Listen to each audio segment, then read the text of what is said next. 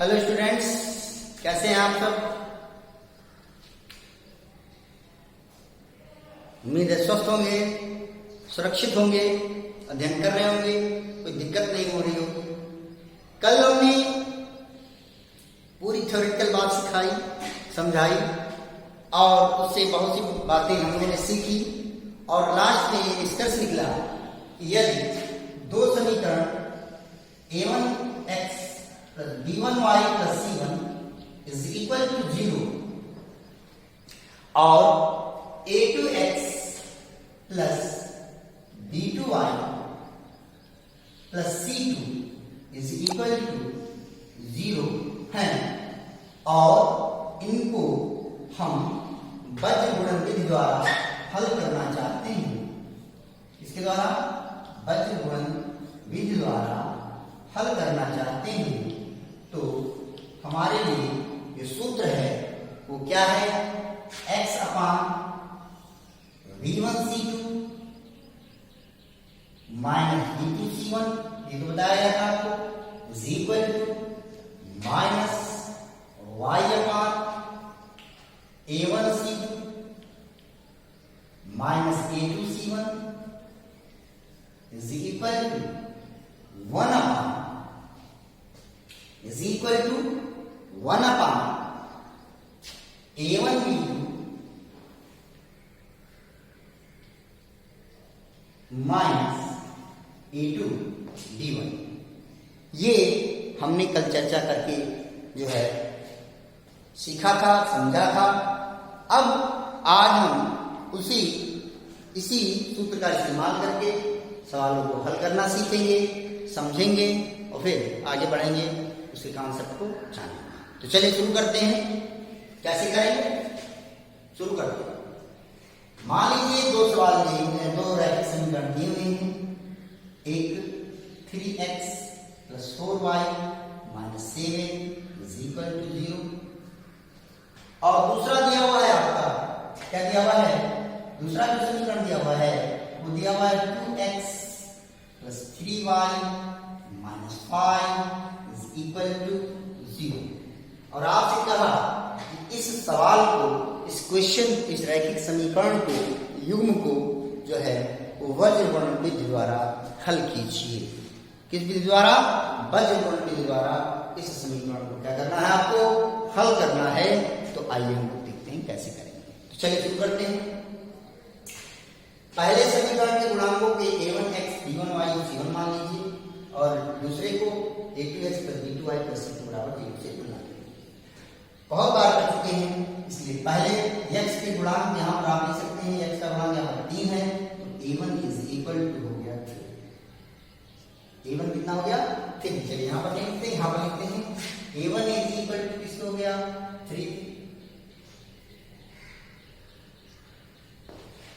y का गुणांक 4 है, इसलिए b1 इज इक्वल टू कितना हो गया, 4।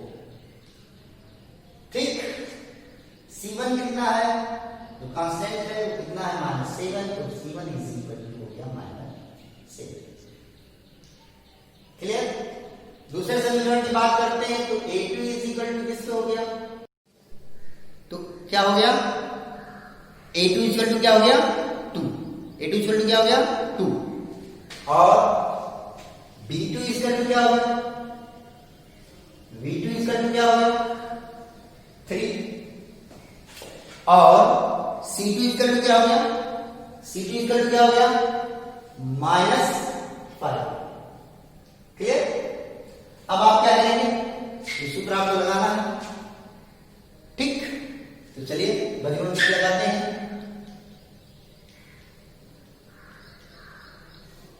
वज्र गुणन विधि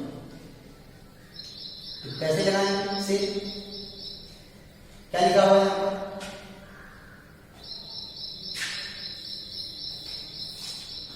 क्या लिखा हुआ है, x अपान, क्या लिखा हुआ है, ये सूत्र है, सूत्र आपके पास ये तो है, ये लगाइए। चलिए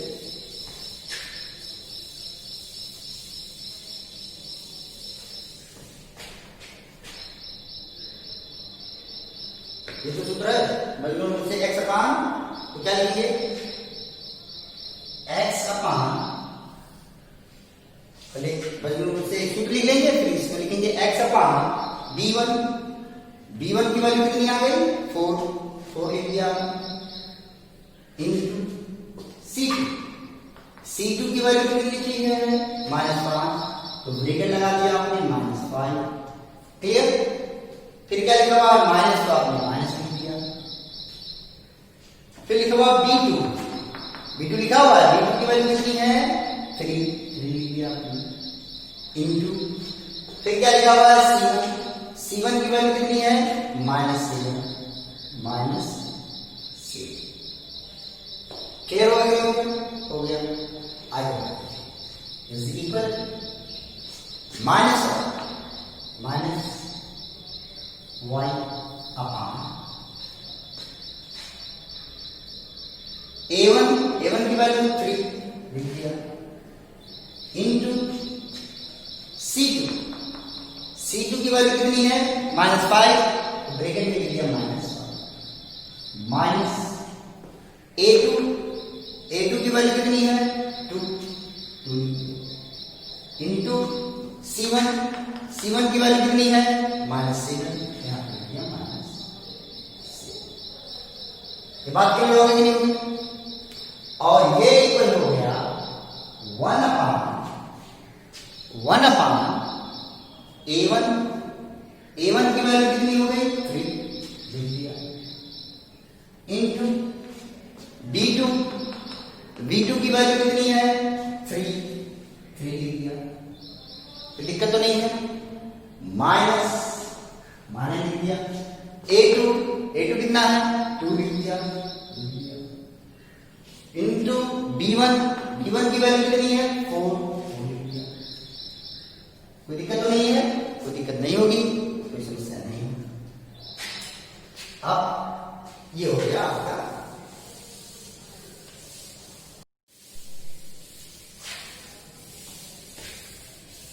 अब देखिए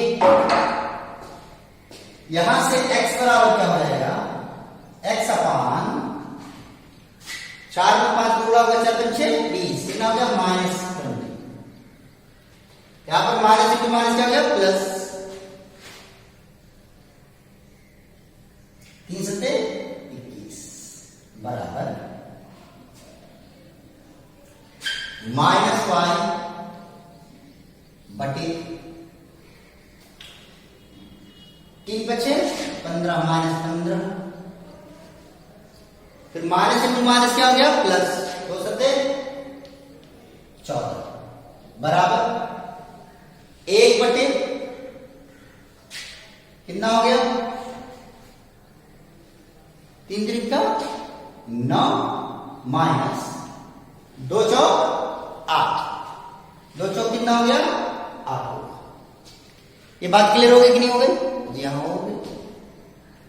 इसलिए x अपान 21 में से 20 गया कितना गया 1 is equal to minus y upon -15 plus होगा कितना हो गया -1 हो गया, और ये बराबर किसके हो गया 1 अपान 9 माइनस 8 कितना हो गया 1, यहां भी माइनस हो गया, माइनस इंटू माइनस क्या हो गया प्लस, माइनस इंटू माइनस क्या हो गया प्लस। क्लियर हो गया कि नहीं हो गया? जी हाँ क्लियर हो गया। Therefore क्या होगा यहां से, अब देखिए यहां से पहले और तीसरे को बराबर करेंगे, फिर दूसरे और तीसरे को बराबर करेंगे, यानी x upon 1 is equal to 1 upon 1, ये इसके बराबर करेंगे, और फिर y upon 1 is equal to 1 upon 1, यानी ये वाला इसके बराबर। अब अगर आप कहीं से गुणा कर दो x बराबर 1 अब आप कहेंगे सर भाग दीजिए तभी तो आ जाएगा, लेकिन मैंने जान रह सकता है आपको, ताकि आप कहीं पर अगर 1/1 ना आए 2/3 आ जाए तो आपको क्रॉस मल्टीप्लिकेशन करना है, इसीलिए पहले पद को तीसरे पद के बराबर करना है। और यहां से भी देखिए y का 1 से जुड़ा हुआ y आएगा और 1 हो गया। ये बात क्लियर हो गई कि नहीं हो गई? मुझे लगता है समझ में आ गया हो, कोई दिक्कत नहीं है। अब हम लोग इतने सवाल बड़ा लंबा लगाया हमने, माना A1 B1 C1 माना, इस तरह से कर लिया, क्लियर? समझ? अब हम दूसरा तरीका आपको सिखाते हैं।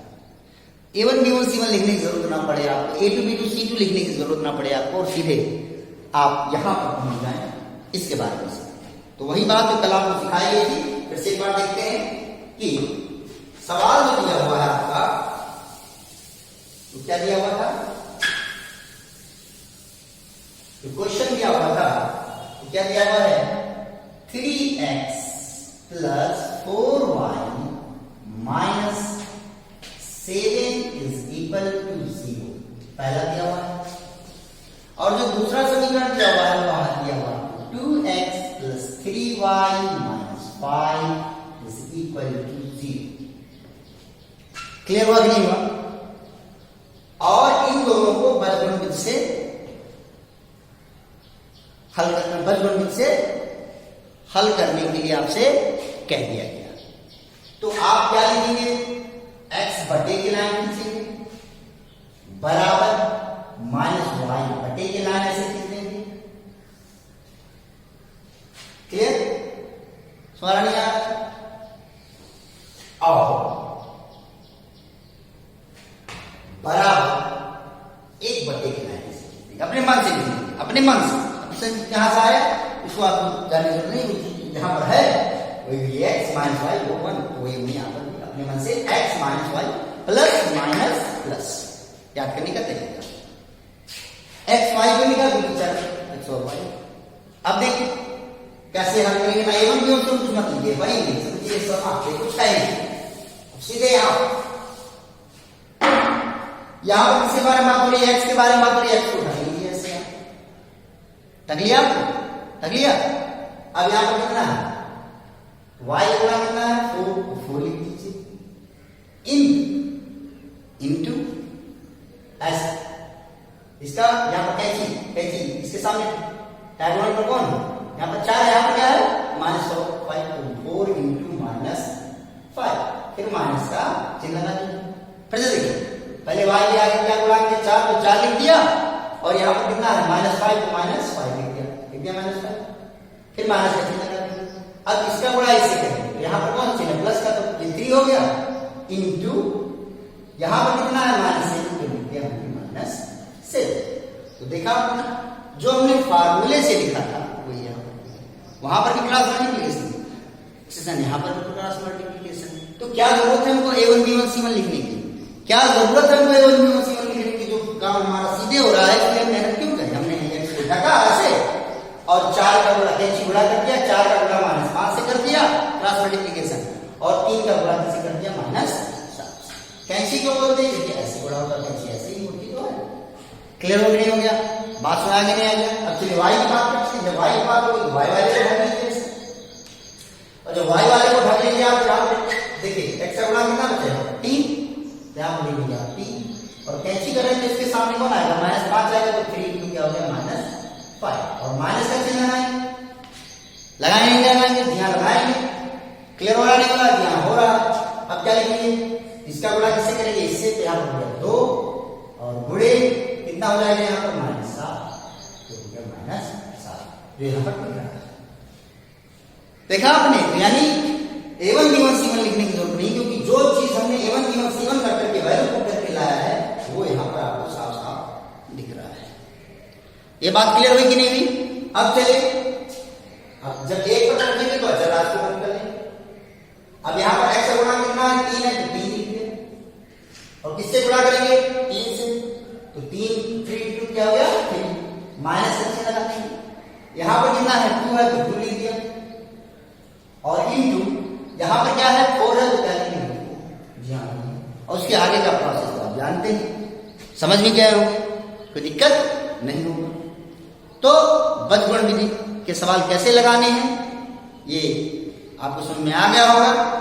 बस सवाल एक ध्यान देना है आपको कि बीजगणित विधि लगाते समय दाएं पक्ष में 0 होना चाहिए। इसका मतलब जैसे मान लीजिए कि 2x + 3y is equal to 7 दिया हुआ है, और 3x + 4y is equal to 5 दिया हुआ है, और आपसे कह रहा है कि बीजगणित विधि लगाइए। तो सबसे पहले आप इसको क्या लिखेंगे? आप इसको लिखोगे 2x + 3y minus 7 is equal to 0 और फिर क्या लिखोगे 3x plus 4y minus 5 is equal to 0। इस तरह हम लिख करके फिर इस तरह से ठग करके सवाल को लगाएंगे। मुझे लगता है समझ में आ गया होगा, कोई दिक्कत नहीं होगी। तो बज्रगुण विधि का इस्तेमाल कैसे करना है आपको समझ में आ गया होगा। अब हम लोग एक्सरसाइज पर पहुंचते हैं और एक्सरसाइज हम लोग आज 3 पॉइंट कौन सा लगाएंगे, 3 पॉइंट जो है 5 के बारे में चर्चा करेंगे और फिर आगे बढ़ेंगे। तो चलिए 3.5 में कह रहा है पहला सवाल, तो सामने 3.5 का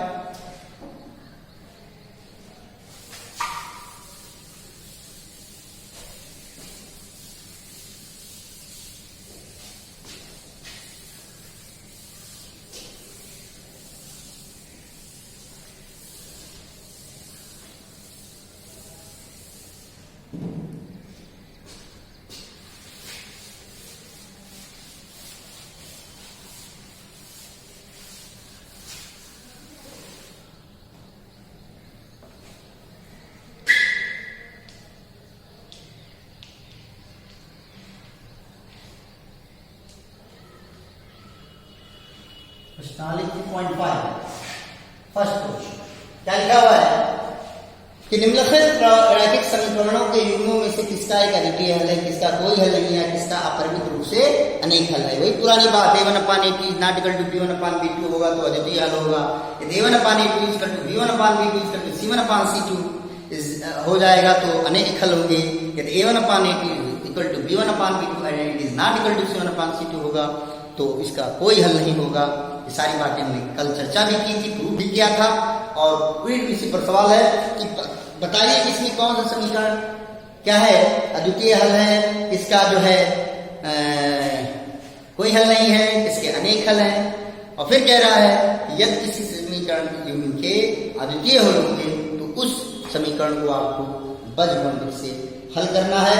तो इसमें जो पहला सवाल है, पहले सवाल को आप नहीं बताएंगे क्योंकि इससे स्पष्ट रूप से दिख रहा है कि ये इसका कोई हल नहीं होगा। a1/a2 is equal to b1/b2 है लेकिन c1/c2 नहीं है, इसका कोई हल नहीं होगा।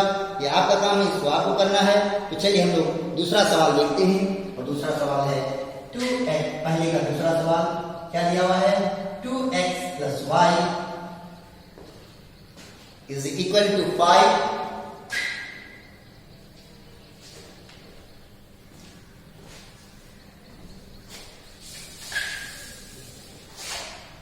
2x plus y is equal to 5 और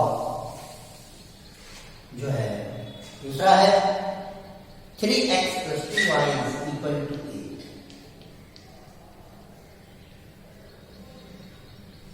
तो सबसे पहले आपको ये देखना है कि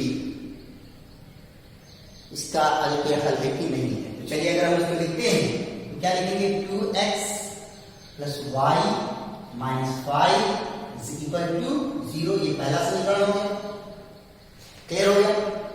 और दूसरा समीकरण होगा क्या होगा 3x plus 2y minus 8 is equal to 0।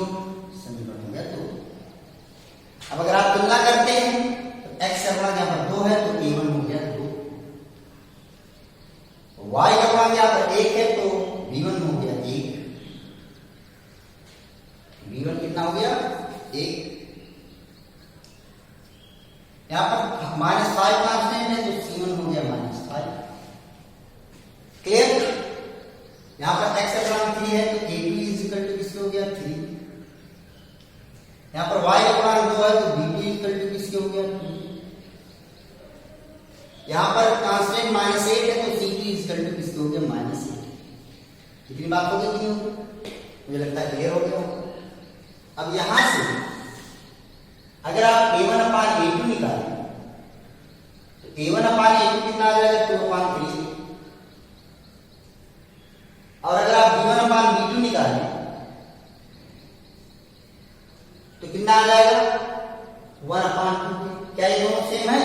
तो जब ये दोनों सेम नहीं है तो हमको C1/2 निकालने की कोई जरूरत नहीं है। आप यहीं से लिख सकते हैं क्योंकि A1/A2 is not equal to B1/B2, इसलिए समीकरण युग्म का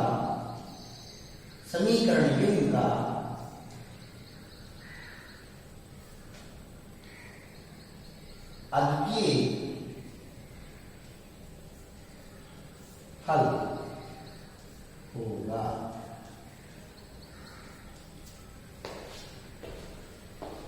क्लियर हो गया कि नहीं हो गया? तो जब अद्वितीय हल है तो अब कह रहा है इसको बजगुणनमिति से हल कीजिए। किस विधि से हल कीजिए? बजगुणनमिति से हल करना है आपको। तो चलिए शुरू करते हैं।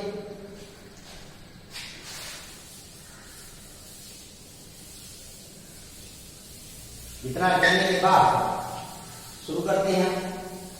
समीकरण आपका जो है वो यह है 2x + y - 5 = 0। ये -8 = 0। ये हो गया इक्वेशन फर्स्ट, ये हो गया इक्वेशन सेकंड। क्या बताया गया? हम दूसरी सीधे हमने क्या बताया कि x लाइन खींच लेंगे, फिर -5 लाइन खींच लेंगे और फिर 1/9। जब x की बात करेंगे तो x को ढक लेंगे और फिर क्या छोड़ा करेंगे। यहाँ पर y का गुणा कितना है? 1 है। उसमें तो क्या है? 1 है, 1 लिखेंगे और इसका गुणा किससे होगा? -8 से। तो 1 × -8 हो गया। फिर माइनस का चिन्ह लगाएंगे। यहाँ पर क्या हो जाएगा? 2 लिखेंगे। 2 × कितना लिखेंगे? -5। ये बात क्लियर हो गई कि नहीं हो गई? अब y की बात करेंगे। y को ढक लिया पूरे को। यहाँ पर x का गुणा कितना है? 2 है, 2 लिखेंगे इंटू यहाँ पर कितना है? -8 है, इंटू -8 हो जाएगा। फिर माइनस का साइन लगाएंगे। यहाँ पर कितना है? 3 लिखेंगे इंटू यहाँ पर कितना है? कैंची गुणा करेंगे, इसका गुणा इससे और इसका गुणा इससे। तो 3 इंटू क्या हो गया? -5। क्लियर हो गया? अब हम जब 1 की बात आएगी तो इसको ढक लेंगे। यहाँ पर कितना है? 2 है, इसका मल्टीप्लिकेशन किससे होगा? 2 से।